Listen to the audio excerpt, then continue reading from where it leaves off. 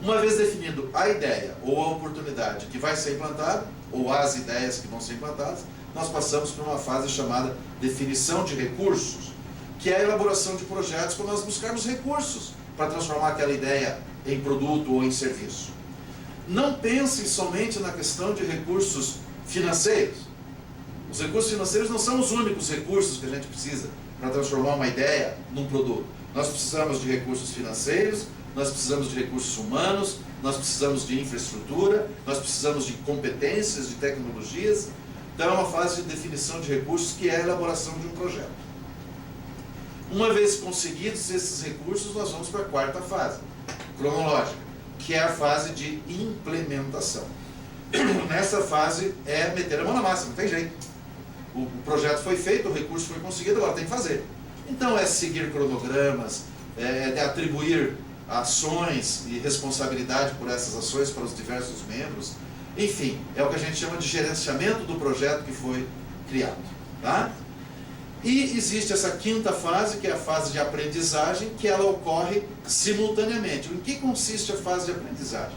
Em você registrar, também é uma coisa cultural, né? As organizações brasileiras normalmente não fazem isso, é você registrar a memória organizacional, registrar as lições que foram aprendidas em cada uma das 4 fases durante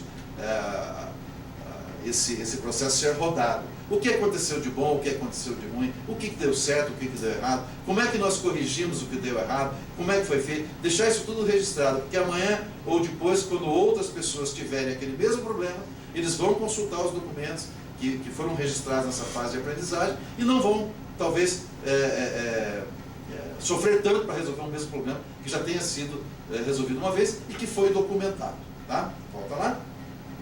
Então notem que esse ciclo de inovação é o ciclo, ou esse processo de inovação, melhor dizendo, é o processo que nós vamos seguir no nosso curso. Só que é interessante notar o seguinte, aqui é uma colaboração mesmo do Carvalho, Reis e Cavalcante, né? A gente percebeu o seguinte, que a utilização dessas 5 fases que vocês estão vendo neste slide, ela em algumas organizações roda perfeitamente, roda sem problemas, roda azeitadinho, lubrificado, e em algumas organizações, ela não, por mais que você ensine as técnicas, as ferramentas, as planilhas que vocês vão ver de cada uma dessas fases, não rodava tão bem. Por quê? Porque, paralelamente à utilização de métodos, técnicas e ferramentas em cada uma dessas 5 fases, é importante você criar um ambiente, volta lá para mim, por favor, é importante você criar um ambiente adequado, um ambiente propício na sua organização para que a inovação aconteça. Esse ambiente propício, ele é composto por dezenas e dezenas de práticas de administração de pessoas, de práticas de administração de empresas, que nós selecionamos aqui neste nosso curso 4. Não que existam somente essas 4, mas nós selecionamos 4 como sendo as fundamentais para que uma organização faça aquele processo que vocês viram no slide rodar direitinho. Essas 4 práticas são práticas de criatividade. Criatividade pode ser aprendida.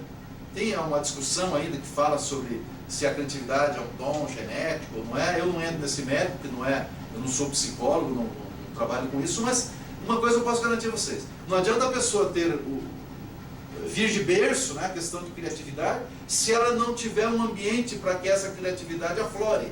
Se ela for cerceada de iniciativas, os gestores principais, não, você não vai fazer isso, porque aqui já está rodando desse jeito há 105 anos, né, na universidade, para que mudar? Bom, então você está cerceando a criatividade. O que adiantou o cidadão ser criativo? Ah? Então nós vamos entender um pouquinho, vamos aprender um pouquinho, vamos estudar um pouquinho de criatividade, como tornar a nossa equipe de trabalho, a nossa universidade, uma universidade cada vez mais criativa. A segunda prática de gestão que vamos utilizar aqui, que vamos estudar com um pouquinho mais de cuidado, é a prática da comunicação empresarial eficiente. Eu não sei em quantos dos nossos campi existem cursos, em Curitiba eu sei que tem, curso de comunicação empresarial, curso de graduação em comunicação empresarial. Por quê? Porque é importantíssimo no processo de inovação você ter um sistema de comunicação eficaz. Um sistema de comunicação em que não aconteça o seguinte: você chega para o colega, por que você não veio na reunião quinta-feira? Ele olha para você, que reunião? Mas como, você não soube? Não, não soube. Mas eu mandei um e-mail, eu não li. Estava fora do ar. E não adianta você colocar aquela observação automática, né? Por favor, responder sinalizar, né? Responder que recebeu esse e-mail. Eu não respondo antes de abrir. Vai que o cara está me cobrando. Então eu faço de conta que eu não vi. Então a comunicação é uma coisa importantíssima num ambiente, numa organização que queira ser inovadora. Em que consiste fundamentalmente uma comunicação? Num sistema de mão dupla, num sistema de via de mão dupla, em que o informante informa e o receptor dá uma realimentação, dá um feedback, dizendo, ok, entendi. Nós estamos vivendo hoje um processo de proliferação de e-mails, né? Você recebe 50, 60, 100 e-mails por dia, joga 98% fora, e nesse 98 vai um que não podia ter sido jogado fora. Porque a gente não aguenta mais receber tanto spam, né? Tanta porcaria que vem dos nossos e-mails. Então nós vamos ter que começar a disciplinar os e-mails, não é? Os e-mails que nós usamos para o UTFPR são e-mails de trabalho da UTFPR. Outros e-mails que a gente pode ter, o e-mail não custa nada, você faz um cadastro em qualquer lugar e tem e-mails gratuitos para outras atividades que não estão necessariamente ligadas ao trabalho. Porque senão é uma má gestão do processo de comunicação dentro da organização. Então, repetindo, criatividade, comunicação como uma prática de gestão importantíssima para que a inovação exista. A terceira prática, por acaso, está acontecendo aqui nesse momento, que é a capacitação dos recursos humanos. Gente, não adianta. Inovação é feita por gente. Inovação é feita por pessoas.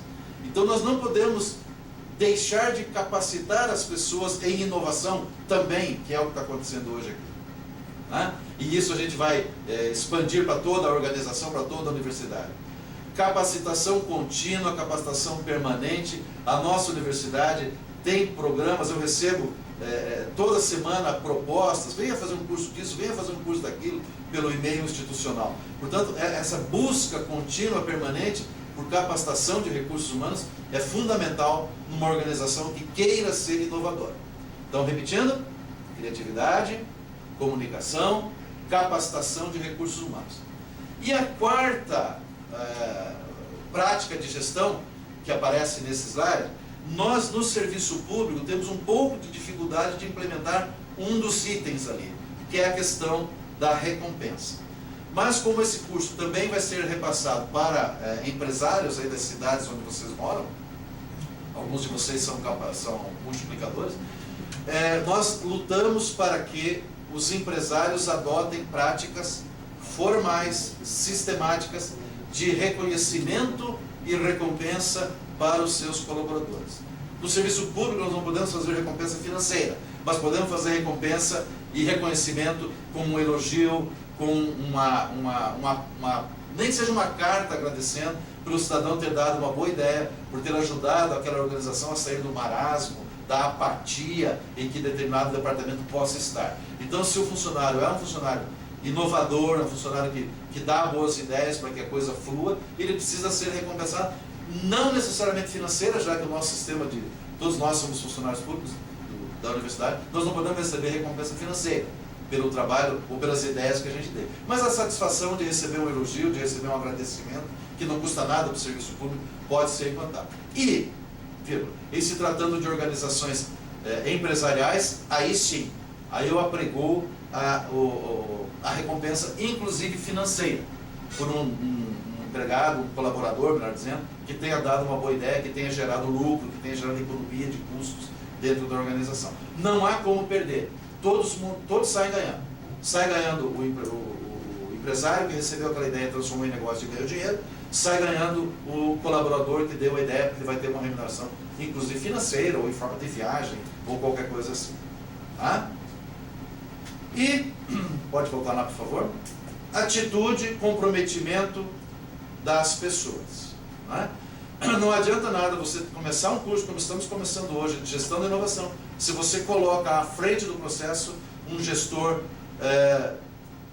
anta. Conhece o gestor anta? O gestor anta é aquele que não faz nada e não deixa os outros fazerem nada. Então, esse gestor precisa ter atitude, precisa estar comprometido com a inovação, precisa estar comprometido com os seus colaboradores, senão a coisa não funciona.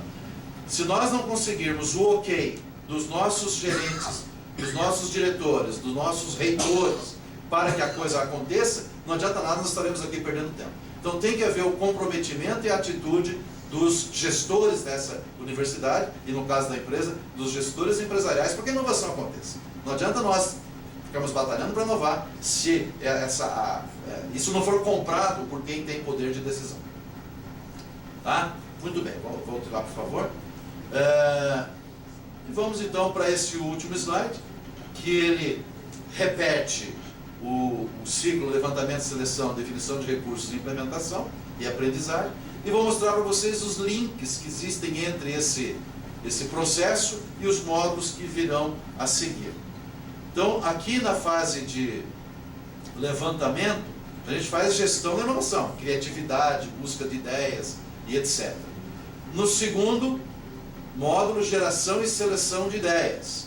Então, vocês vão ter um outro facilitador, um outro professor ou professora, passando para vocês a parte de geração e seleção de ideias, que ficaria situada ali entre levantamento e seleção.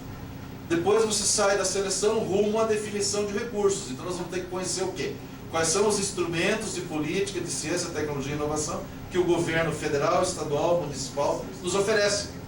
Quais são os recursos, quais são os órgãos de fomento para a inovação. CNPq, FINEP, Fundação Araucária e etc. Dentro aí da definição de recursos, vamos buscar redes e alianças estratégicas. É o nosso quarto módulo do nosso curso. Como fazer as parcerias, como fazer a inovação aberta, os prós, os contras, as formas, né? Ainda dentro da definição de recursos, vamos ter que aprender a elaborar e gerenciar projetos. Então, nosso curso vai ter um módulo de elaboração e gerenciamento de projetos. Por que o projeto é importante? Porque o projeto tem duas finalidades. A gente faz um projeto quando a gente precisa pedir algo para alguém.